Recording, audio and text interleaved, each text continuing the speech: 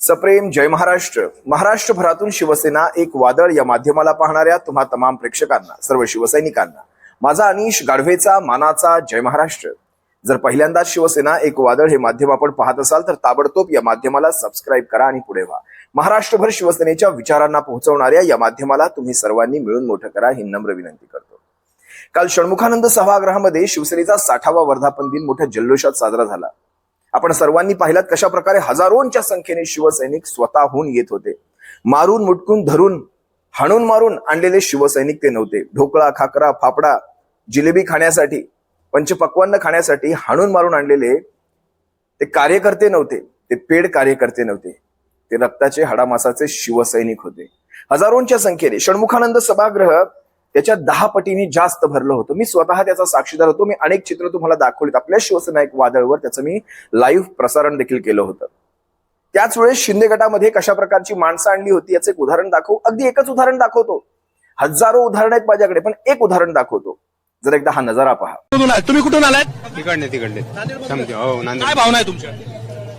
भावना काय आता, चला म्हणले चला निघाले. कुठून आलात?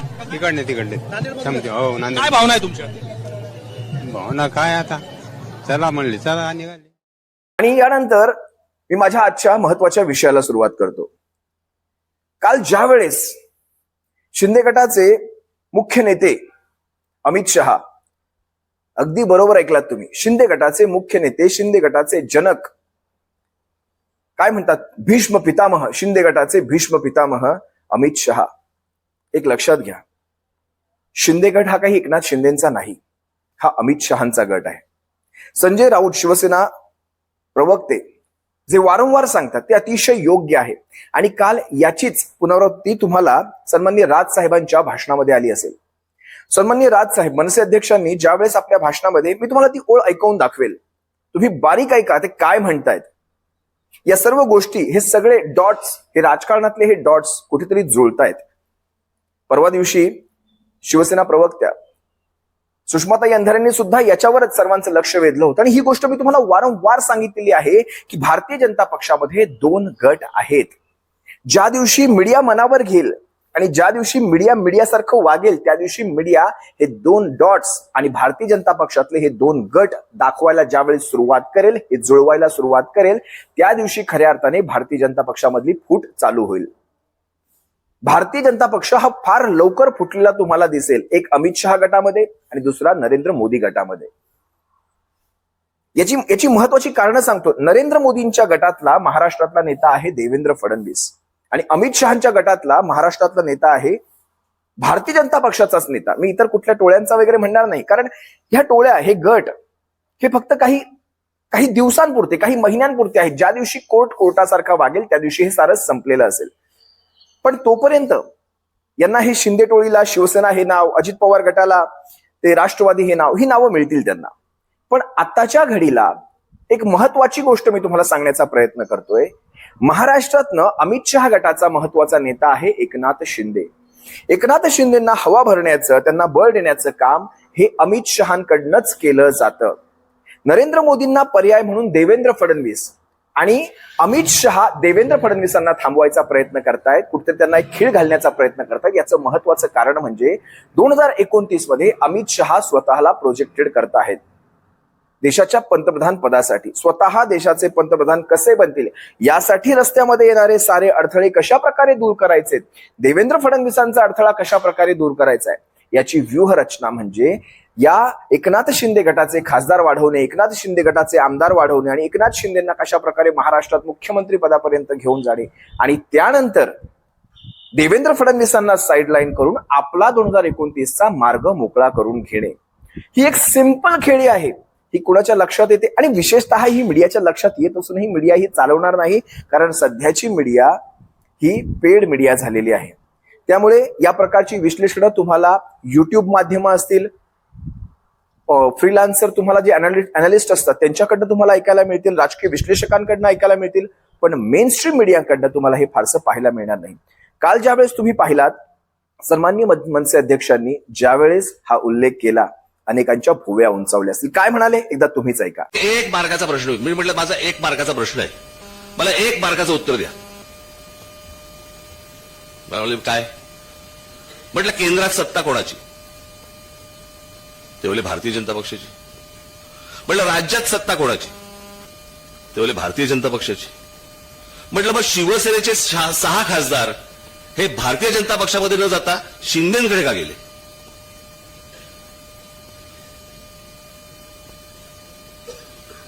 म्हणजे वरती केंद्रामध्ये काय नेमकं राजकारण सुरू आहे? आणि 2029ची ही अमित शहा स्वतःची तयारी करतायत. आणि त्याच्यामुळे भाजपमध्ये तर असतील, जो विरोध करणारे असतील, तर बाकीचे जे सगळे गट आहेत ते बरोबर असलेले बरे. याच्यासाठीची नाही तर 6 भाजपमध्ये जाऊ शकले असते. सोपं आहे ना? हे नेमकं काय घडतंय मी तुम्हाला सांगतो. ज्याला आपण अंतर्गत ज्याला म्हणतो ना, एक वाद, ज्वालामुखी, त्रास, असा जो गोंधळ सगळा जो आहे ना, हा या देशापेक्षा भारतीय जनता पक्षात जास्ती आहे.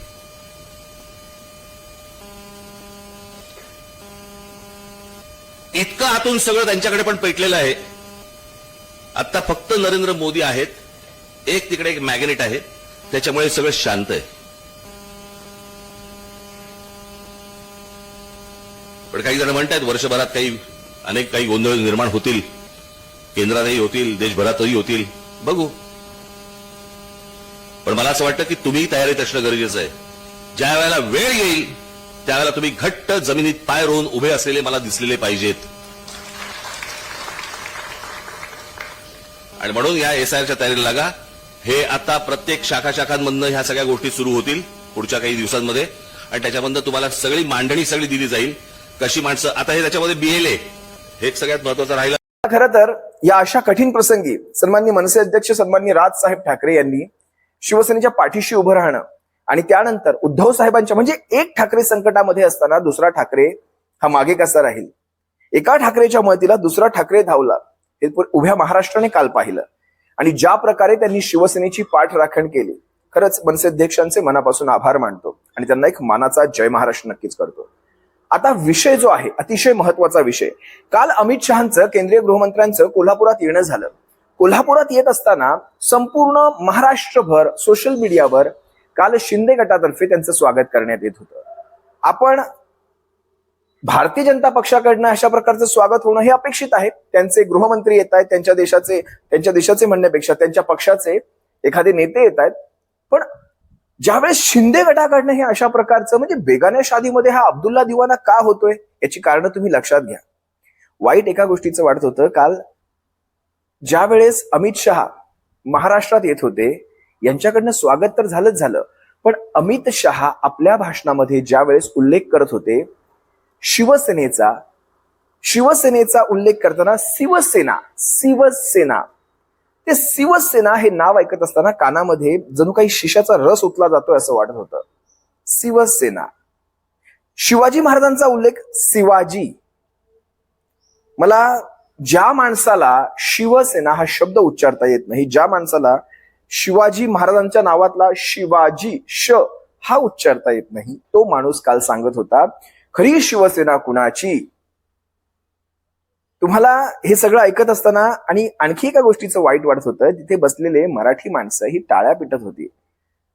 शिंदेच्या नावाचाही त्यांनी तोच घोळ केला, शिंदे जे काही असेल ते. यांना बोलता येईना, पण ह्यांना शिवसेना कळते खरी कुणाची. पण हे सांगत असताना एक विनोद मात्र झाला. तुम्ही किती जणांनी तो विनोद तुम्हाला कळाला मला माहित नाही, पण अमित शहा ज्या वेळेस खरी शिवसेना शिंदेची आणि शिंदे शिवसेनेचे अध्यक्ष सांगत असताना अमित शहांना सुद्धा आपलं हसू आवरता आलं नाही. कारण अमित शहांना सुद्धा माहिती आहे की खरी शिवसेना कुणाची. आणि ज्या प्रकारे अमित शहा ते भासवण्याचा प्रयत्न करतात, शेवटी मन खोटं बोलत नसतं. माणसाचं मन ही अशी गोष्ट आहे, ती कधीच खोटं बोलत नाही, ती आतून खरंच बोलत असते. आणि ज्या वेळेस मन आज्ञा देतं, तोंडावर त्याचे तुमच्या भावना उमटतात तुमच्या चेहऱ्यावर. आतून मन म्हणतं अरे किती खोटा बोलतो, आणि चेहऱ्याने हसून दाखवलं. पाहायचंय तुम्हाला यांना, शिंदे गटाच्या एकनाथ शिंदेना ज्यावेळेस ते खरी शिवसेनेचे अध्यक्ष वगैरे म्हणत होते, त्यांना स्वतःला सुद्धा हसू आवरत नव्हतं अमित शहांना. पहा एकदा. शिवसेना के अध्यक्ष और महाराष्ट्र के उप मुख्यमंत्री श्री एकनाथ शिंदे जी, पहले शिंदे जी के पीछे शिवसेना शिंदे गुट कहना पड़ता था। अब कोई गुट बचा नहीं है, एक ही शिवसेना हो गई है। आता तुम्हाला एक महत्वाचा प्रसंग दाखवतो. म्हणजे हे सारं काही जर कमी पडत असेल ना हे पाहण्यामध्ये, तुम्हाला एक सुंदर प्रसंग दाखवतो. कशी पद्धतशीर जागेवर उतरवली जाते भारतीय जनता पक्षाकडनं.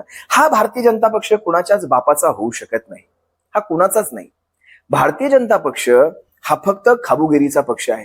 जिकडे खायला मिळेल, जिकडे सत्ता उपभोगायला मिळेल, भारतीय जनता पक्ष तिकडे. मग तो काश्मीरात कुणासोबत जातो, मग तो दक्षिण भारतात कुणासोबत जातो. जिकडे खायला, जिधर पे बोजा उधर पे सोजा, आपण ही म्हण ऐकलेली आहे. हा भारतीय जनता पक्षाच्या बाबतीत अतिशय चपकल लागू होते. आता मी तुम्हाला एक प्रसंग दाखवतो. या प्रसंगानंतर सुद्धा महाराष्ट्रातल्या मराठी माणसाच्या, आता मराठी माणूस तर सोडूनच द्या, आपण झोपलेलो आहोत, मराठी माणसाला गाढ झोपू द्या, पण जो स्वतःला जे शिवसैनिक म्हणून घेतात त्या शिवसैनिकांना, म्हणजे एकनाथ शिंदेचे शिवसैनिक म्हणून घेतात त्या शिवसैनिकांना, मी शिवसैनिक अजूनही त्यांना मी एकनाथ सैनिक म्हणणार नाही, मी शिवसैनिक हाच शब्द वापरणार. कारण शेवटी तुम्हीही शिवसैनिक आहात, कुठतरी शिवसेनेचे गुण तुमच्याही अंगामध्ये असतील. त्यामुळे तुम्हाला माझा हा साधा प्रश्न आहे. तुम्ही चला, कदाचित आज विचार कदाचित तुम्हाला कळत नसतील, इकडचे कोणते, इकडचे कोणते, खरी शिवसेना कुठे, ही प्रतिबिंब कुठे, ही नकली शिवसेना कुठे, हे तुम्हाला कळत नसेल. पण विषय असा आहे, ज्यावेळेस एकनाथ शिंदेचा स्वतः आपल्याच व्यासपीठावर, भारतीय जनता पक्षाच्या व्यासपीठावर ज्यावेळेस अपमान होत असतो, तोही तुम्हाला कळत नसावा का? कदाचित तुम्हाला वाटत असेल हे सारं काही चूकभुलीने चाललं आहे. काल ज्यावेळेस तुम्ही पाहिलं असाल अमित शहाच्या सभेमध्ये, ज्यावेळेस पहिला सन्मान अमित शहाचा झाला, सत्कार झाला, ज्याच्या हातात माईक आहे त्याला एवढी साधी गोष्ट कळू नये की दुसरा सन्मान ज्यावेळेस महाराष्ट्राच्या मुख्यमंत्र्यांचा घेतल्यानंतर तिसरा सन्मान मात्र हा प्रदेशाध्यक्ष रवींद्र चव्हाणांचा घेतला जातो. आणि महाराष्ट्राचे दुसरे उपमुख्यमंत्री बाजूला उभे असताना, आणि त्यानंतर मग ते भासवलं जातं की नाही यांचा घ्या. म्हणजे जणू काही देवेंद्र फडणवीस जणू काही सांगण्याचा प्रयत्न करतायत की तुम्ही चुकलात, जे काही अँकर आहेत तुम्ही चुकलात, यांचा नाही यांचा सन्मान घ्या. या गोष्टी लक्षात घ्या, या गोष्टी अशाच घडत नसतात, या गोष्टी ठरवून केल्या गेलेल्या आहेत. एक फडणवीस, एक शिंदे, देवेंद्र, नरेंद्र, तुम्हाला हे डॉट जुळतायत, 4 डॉट जुळवा तुम्ही. देवेंद्र, नरेंद्र, शहा, शिंदे, ही 4 डॉट जुळवा, तुम्हाला कळायला सुरुवात होईल मला काय सांगायचंय. एकदा हा व्हिडिओ पहा, तुम्हाला सारं काही पटेल. आणि त्यानंतर सुद्धा थोडा तरी आत्मसन्मान, स्वाभिमान, काही विचार वगैरे, काही मूल्य हे जर शिल्लक असेल ना, तर मग वेळीच विचार करा आपण कुण्या दिशेने आहोत. जर एकदा हा व्हिडिओ पहा.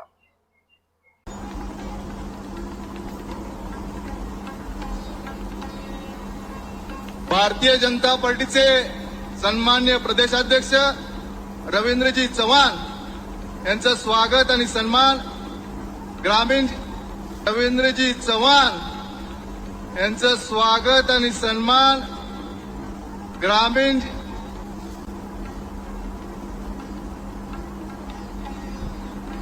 यानंतर राज्याचे लोकप्रिय उपमुख्यमंत्री एकनाथजी शिंदे साहेब यांचा सन्मान सुजित भाऊ चव्हाण, राष्ट्रवादीचे जिल्हाध्यक्ष आदिल फरास यांनी करावा असं मी त्यांना विनंती करतो. राज्याचे लोकप्रिय उपमुख्यमंत्री सन्माननीय एकनाथजी शिंदे, जय भवानी, जय भवानी. तुम्हाला किती गोष्टी दाखवायच्या, हे सगळं पाहिल्यानंतर खरं तर पक्षाची ती झालर बाजूला काढून ठेवूयात. एक मराठी माणूस म्हणून स्वतः आपल्यालाही वाईट वाटतं हे सारं पाहत असताना. मगाच्या व्हिडिओ ज्या वेळेस शिवसेनेचा उल्लेख, शिवसेना केला गेला, मराठी माणसं टाळ्या पेटतायत, आपण पुण्या दिशेने चाललोय पहा. सगळं सोडा, मी तुम्हाला एक साधं उदाहरण देतो. कालच्याच सभेमध्ये ज्या वेळेस अमित शहाचा उल्लेख, आधुनिक काळातले लोहपुरुष किंवा खर तर जी पदवी सरदार पटेलांना दिली गेलेली आहे, सरदार पटेलांची पदवी आता अमित शहांना दिली जाते. ह्या गोष्टी म्हणजे जे स्वतःच्या, म्हणजे आता सरदार पटेल खर तर गुजरातचे, आपण त्यांना खर तर कुठल्याही प्रांतामध्ये तोलू नये. सरदार पटेल हे देशाचे, पण तसं पाहायला गेलं तर त्यांचा मूळ त्यांचं मूळ राज्य हे गुजरात. त्या गुजरात राज्यातलेच जर अमित शहा त्यांची पदवी काढू घेऊ इच्छितात, नरेंद्र मोदींनी त्यांच्या नावाचं स्टेडियमचं नाव काढून स्वतःचं नाव म्हणजे पटेल स्टेडियमचं नाव काढून त्यांनी स्वतःची नावं दिली, तर विचार करा हे स्वतःच्या माणसांचे जर होऊ शकत नाहीत तर हे तुमचे आमचे काय होणार, विशेषतः मराठी माणसांचे काय होणार. वेळीच ह्या गोष्टी आपल्याला आज आपण म्हणतो ठाकरेंचं काय जातंय, ठाकरेंचं काय गेलं. बघा ठाकरेंचं सारं काही काढून घेतलं गेलं, क्या करेंगे ठाकरे, ही बाहेरची माणसं म्हणतात. त्यावेळेस मराठी माणूसही हे म्हणत असतो कसं चाललंय ठाकरेंचं, ठाकरेंचं सारं काही गेलं. ठाकरेंचं काही गेलेलं नाही, गेलंय ते तुमचं. काल मुंबईच्या मालाडमध्ये तुमच्या नाकावर टिचून जैनांनी छत्रपतींच्या जिरेटोपावर जैनांचा झेंडा फडकवला. आपण काय करू शकतो, तो सिंघमचा डायलॉग वारंवार आठवा, यही जयकांत शिकरे, यही जयकांत शिकरे, ऐसा हिच मंत्री बन के आएगा, तू क्या कर लेगा रे सिंघम, तू कुछ नहीं कर पाएगा.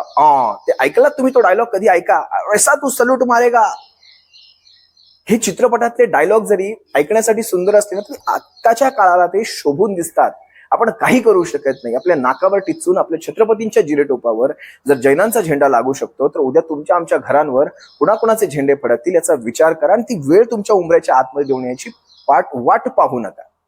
इतकीच इच्छा मनोमन व्यक्त करतो आणि तुम्हा सर्वांची रजा घेतो. आपण या सर्वातून काही बोध घ्याल ही अपेक्षा बाळगतो. सप्रेम जय महाराष्ट्र. काळजी घ्या.